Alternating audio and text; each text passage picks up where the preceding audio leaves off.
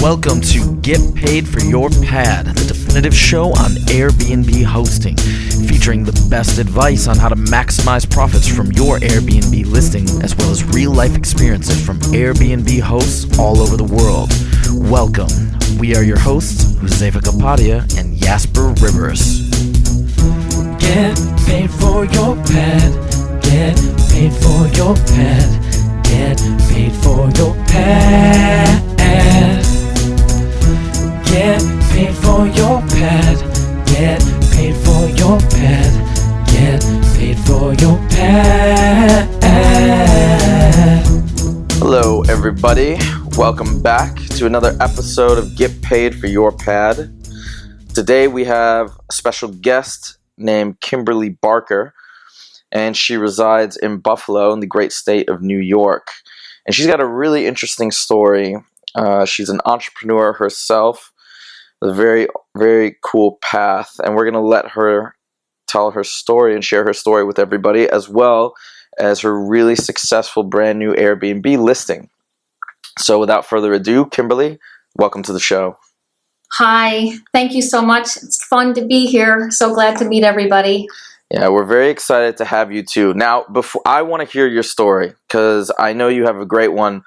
Before we start with your story, I just want to read something from Kimberley's website, and it's KimberleyBarkerNightingale.com. It's long, but we're going to give you guys the link, of course, in the show notes. But let me just read a quote, which I thought was really cool. All right, so here's essentially where it's kind of like her mission statement in a way. So this is just a piece of it. Together, we will bring you to that place where you will simply know you can look better than ever before, where you believe that you can be anything you want to be, and you can have anything you want to have. And I thought that was really cool. Okay, so Kimberley, why don't you tell us about yourself? Give us your story, your background, everything. Okay, well, so currently I'm an executive in healthcare by day, and I am a writer and an entrepreneur by night, I guess you could say. So I've been an executive in healthcare for almost 20 years. And several years ago, I had the inspiration and a passion to write novels and to start my own businesses, because I decided that I make a ton of money for a lot of other people. And I said, you know what, I can take all the skills that I have and that I've learned and make a lot of money for myself. And I really had a passion for writing and wanted to try my hand at writing romantic fiction. So I have started on the path of both of those dreams, and I finished my first novel, and it is in the editing process to be published this year. I'm working on my second novel as we speak, and I have several different businesses that I have started. One of them is a wardrobe stylist. The other one is a life coach, which I absolutely love, love, love. And the other one is I do some interior design work for people. So, and the most recent and the most wonderful and heartfelt and soul-fulfilling one is my my listing on Airbnb that I can't even tell you how much I absolutely love hosting people in my house. It's been over a year now. I started May of last year. It's been wildly successful on so many fronts.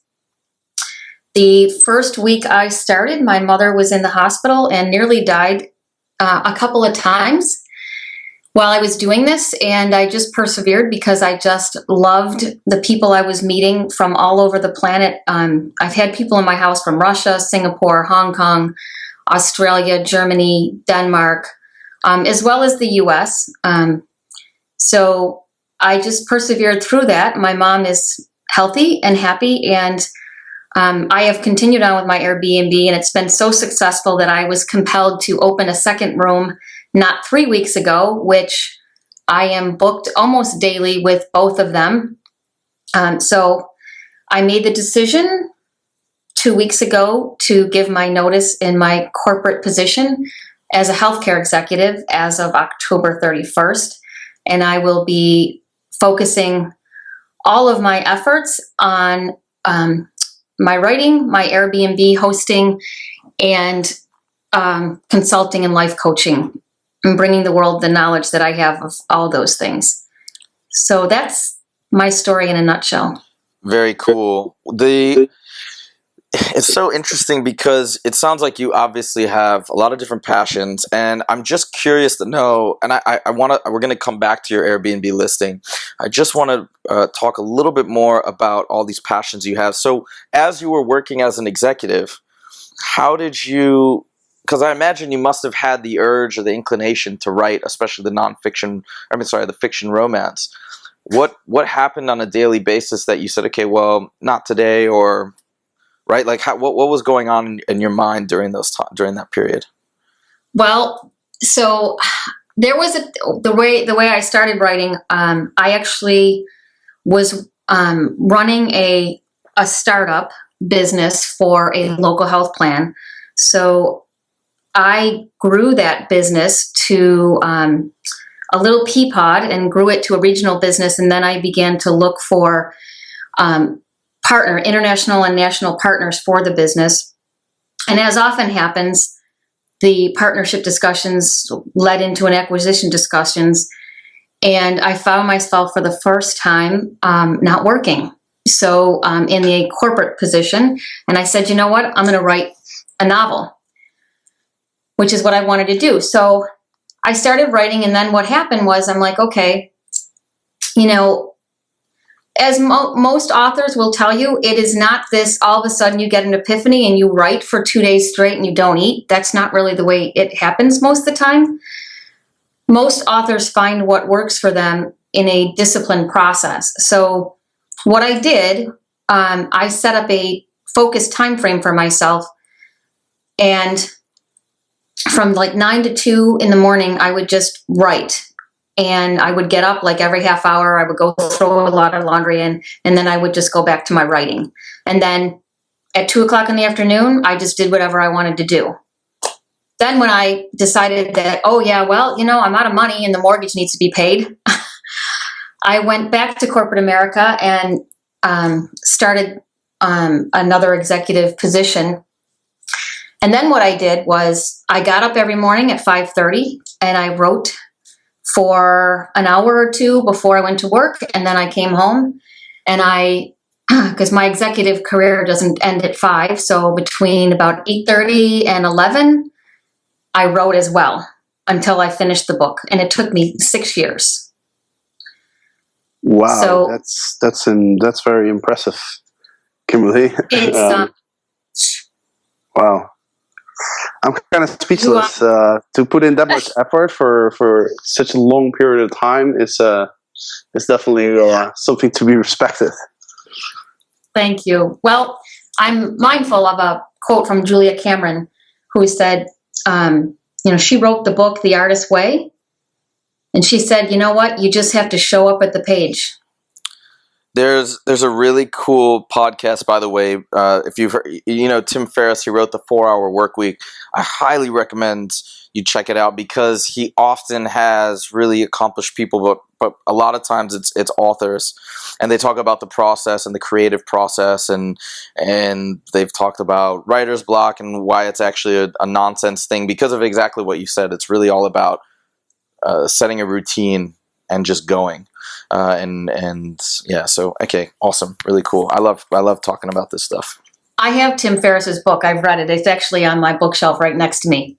I was thinking, I bet she already has it. Yes. It's funny that you can kind of.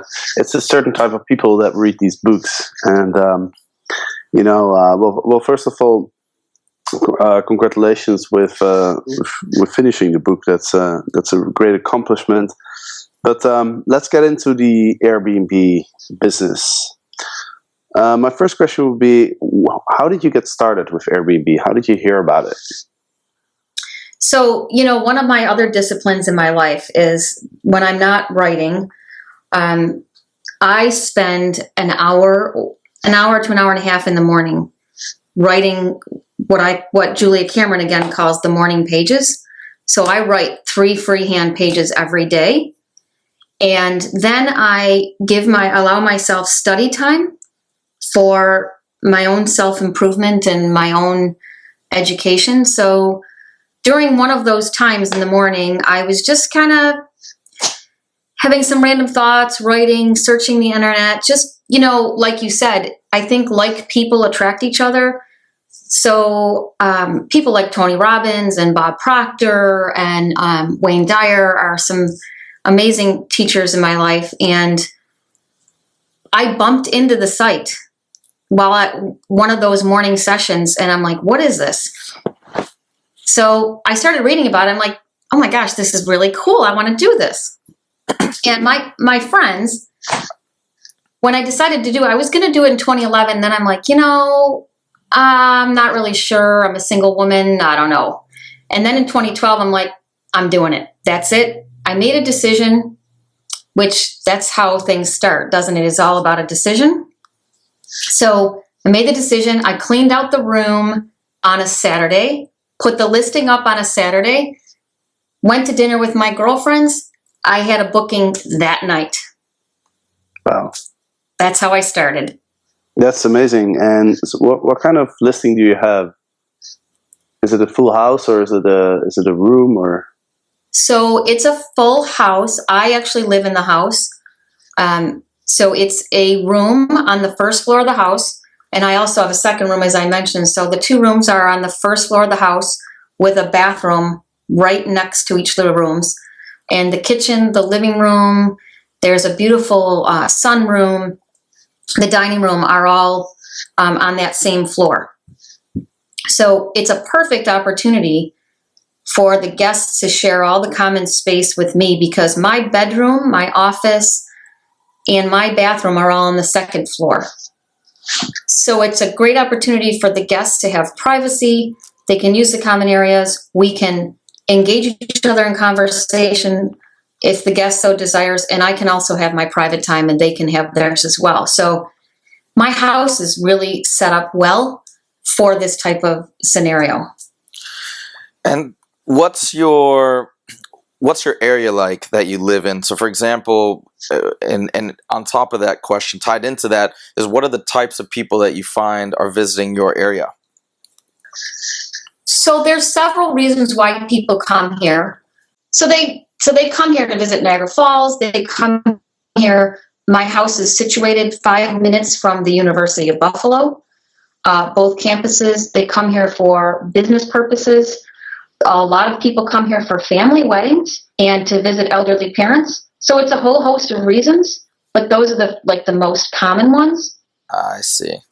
And what attracts people to my particular listing is they love the coziness of the pictures and the warmth that it conveys, as well as all the reviews that I've had of people who have stayed here. And people love my chocolate chip cookies. And I do cook for my guests when time allows. So, and people tell me I'm a really good cook. So when time allows on the weekends, typically, I will cook for the people in the house as well as myself, because it does give me an opportunity to get to know them and their lives and their stories. And I can tell you that I have had people sitting across the table from each other, from Russia, from the United States, families, mothers, sons, daughters, who have so amazingly enjoyed each other in my house, eating my food that I've cooked for them, eating my cookies. And it's just a wonderful experience to see people from the globe coming together in your kitchen, in your dining room, sharing their lives. That's so beautiful. I can tell that this is not only something, this is obviously more of a personal connection type of thing for you, which obviously must make the experience for the guests all that much more special. And just to let our listeners know, so for those of you who aren't familiar with Niagara Falls, it's and Kimberly, probably you can fill us in more on more of the details. But it's an amazing waterfall. I've gone there many a times as a child. It's one of my dad's favorite places to go and to bring family members. But I believe it is the largest waterfall per cubic meter or something of water that goes over. Right? I think it's the largest waterfall in the world according to that standard. Is that right? Yes, it is.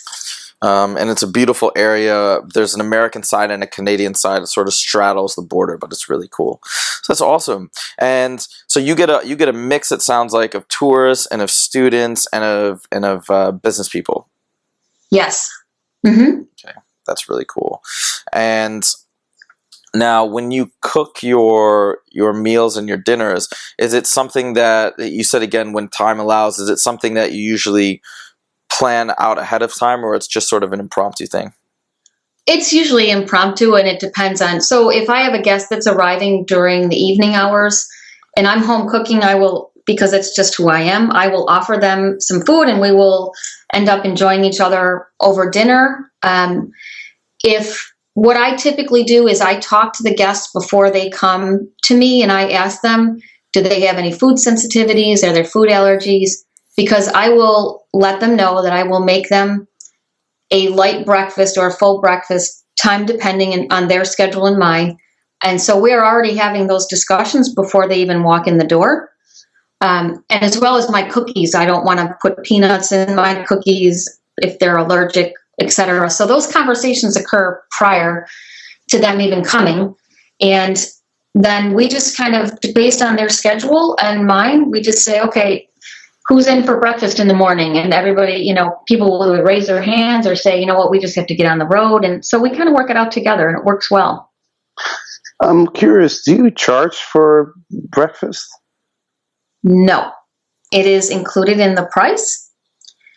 So yes, I know I'm generous. Sounds like you're amazing. I kind of want to just come over and stay at your house now. Everybody is more than welcome. So I did this as more of an experiment to see how people would like my cooking and my cookies. And I also did it because I wanted, it's just an extension of who I am as a person because I love to entertain. And I wanted to get to know people. And, what better way to get to know people than share food at a table together? Absolutely. So I wanted to do that more for those reasons. And, Buffalo is a lot more people are kind of jumping on the Airbnb bandwagon. So as with anything, it's why are people going to want to come to my house versus somebody else's? It's because they're going to eat my food. It's right? The cookies. I think it's the cookies. I'm no kidding. It is the cookies. Everybody talks about them. No, seriously, I actually thought that chocolate cookies come from Buffalo. I think the word has been spreading. Well, that's good. Maybe more people will come to my house. And the funny thing is, there was one woman last year. My mom had been in the hospital so much when my first year of Airbnb.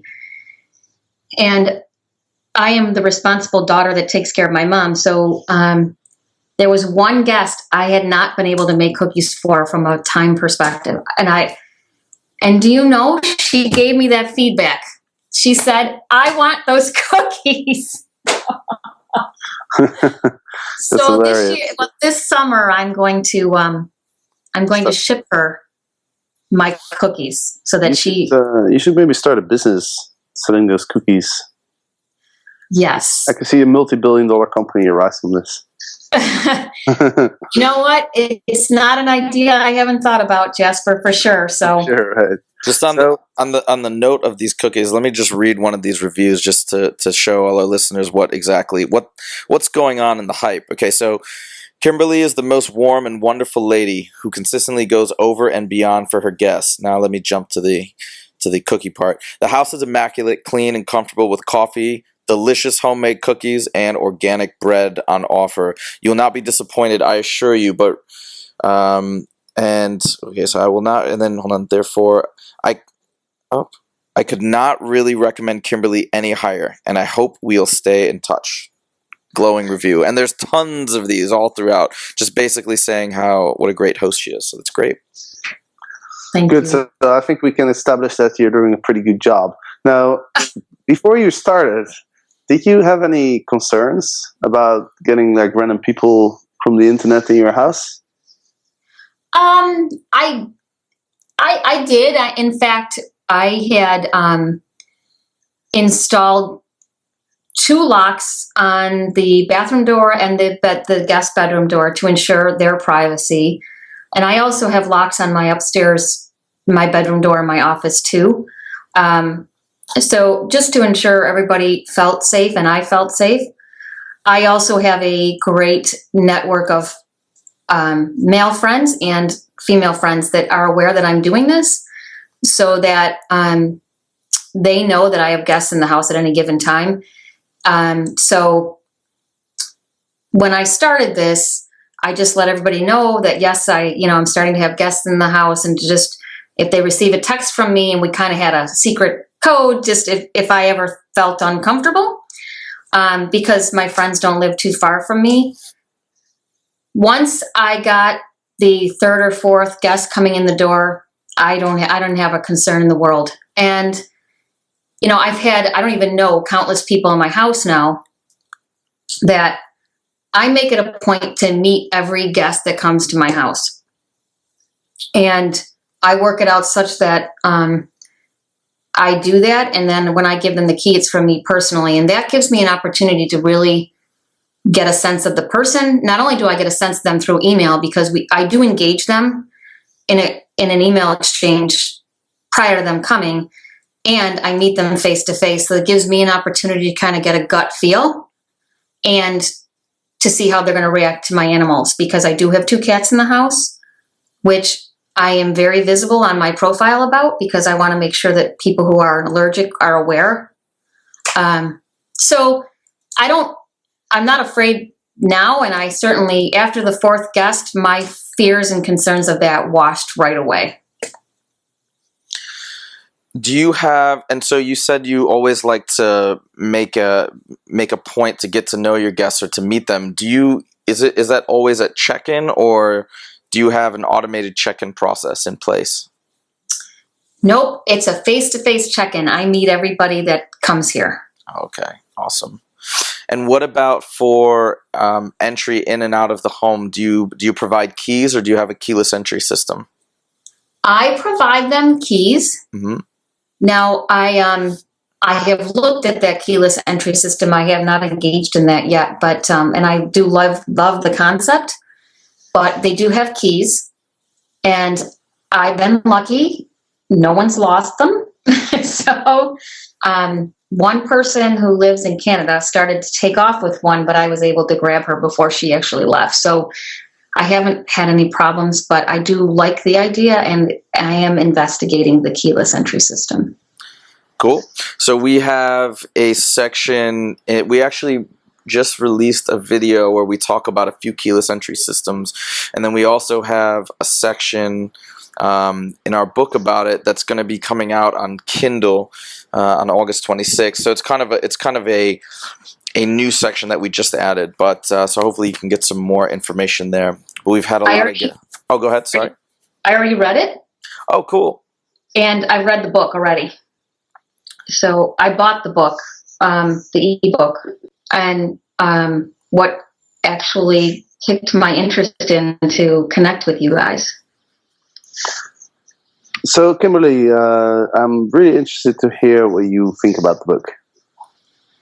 So I wish I would have done it first. That's what we'd like to hear. Because, I'm a writer, so I have a lot of books in my head that are waiting to come out on paper. And I do like the book. I love the fact that you told your story first. So what I did was I skimmed through various sections to just kind of get highlights first. And then I just kind of highlighted some sections that I felt were of interest to me, that were more of like add-ons to what I've already done. So I think we had some commonalities with respect to how we've done things between yourself and myself. And then I also got some tips of things that I might add as well. But I was happy to see that we're on the same page with a lot of things. And some of this I've just done in the natural course of the fact that A, I'm a businesswoman by nature, and B, I just love people and getting to know different people of different cultures. So like the hosting aspect is just an expansion of myself.